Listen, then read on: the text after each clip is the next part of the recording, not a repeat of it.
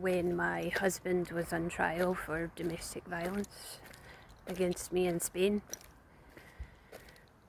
After he got arrested, there was a name that kept cropping up,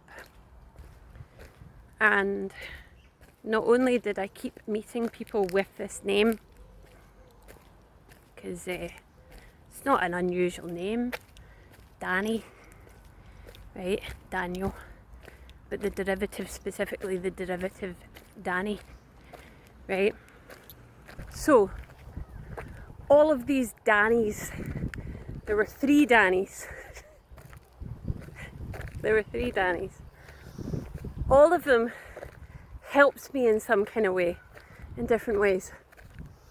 And all of them had these synchronicities, these connections to family or ancestry, right? Just little details, you know, that were there to click my brain into gear, right? This is important, Jacqueline. And because I'm switched on spiritually, I noticed, right? So I go on AI and I thought, let's dive a bit deeper. And I asked it, why does Daniel mean God is my judge? Was not expecting the fucking answer it came out with, right? It goes, because it's Hebrew. What? Because it's Hebrew, you're speaking Hebrew. Now, I thought that just like, that name came from the Bible, like Daniel in the lion's den, you know, the story of faith over fear, God is my judge. I was not expecting it to say that you were speaking, like literally, you're speaking Hebrew when you say the name Daniel, right? So I was like, okay, time to learn Hebrew, Jacqueline. So you break it down, right? Dan, the prefix Dan in Hebrew means judge. But here's where it gets interesting, right? Judge in Hebrew doesn't mean the same as it means in English. It means a protector or a defender, right? And one of the Dannys, that was the role that he played, was he rescued me, which was a bit like being rescued by fucking Shrek, right? But he did try. God loves a trier. So when you add the I in Daniel to the end of Dan, Danny, right? It means my judge, because the I means my when you add it to Dan. So you say that name in Hebrew, literally, in Hebrew, when you say Danny, you're saying my judge, my judge, my judge. My judge is judging me. My judge is judging me. Why is Danny judging me? Because that's how it ended up, right? He fucks off. And I'm like, you know, going to paranoia about, well, you know, what's wrong with me? And, you know, what have I done? And Danny, my judge is judging me. Like, literally, that's what his name means.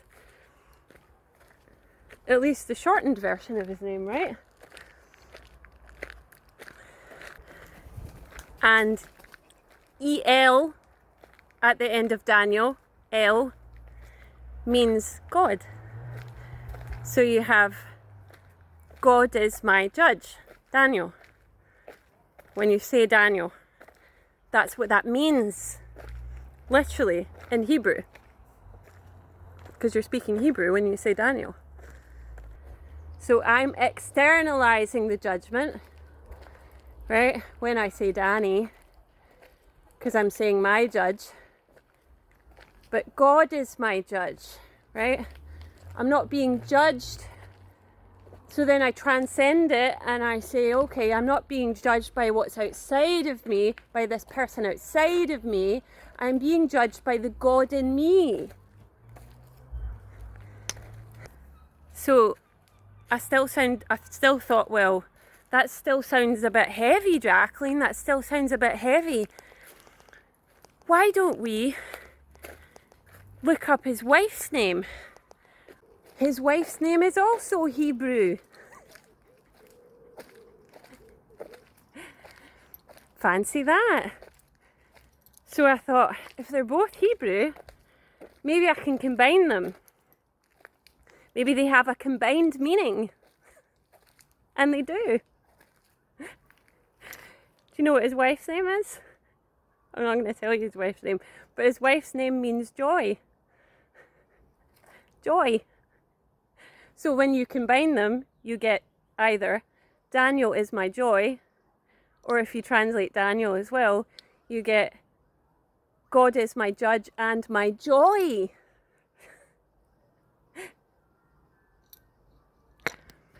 I thought, well, that lightens it up a bit. And surprise, surprise, joy doesn't just mean a feeling of joy in Hebrew. It means a dance of ecstatic joy. It's a dance. That's what the wife's name means. A dance of ecstatic joy is the Hebrew meaning of her name. Specifically the suffix of her name. So I thought, interesting. Next thing I'm going to look up is the name Rebecca, because that was my great-grandmother's name. Daniel and Rebecca were my great-grandparents. So I look up Rebecca. That's also Hebrew. Great, let's combine Daniel and Rebecca. What does that mean? Rebecca in Hebrew means to tie or to bind. So you combine Daniel and Rebecca. In Hebrew, you have to be bound by God's judgment. To be bound by God's judgment, which is very different from God is my judge and my joy. To be bound by God's judgment is more like saying the external, I'm externalizing the judgment. But if I'm internalizing the judgment, not outside of me, but inside of me as the God in me, then when I live according to my own moral code and not worrying about what you think of me, then I am dancing the ecstatic joy that is the joy of living in my sovereignty and in my soul. Right?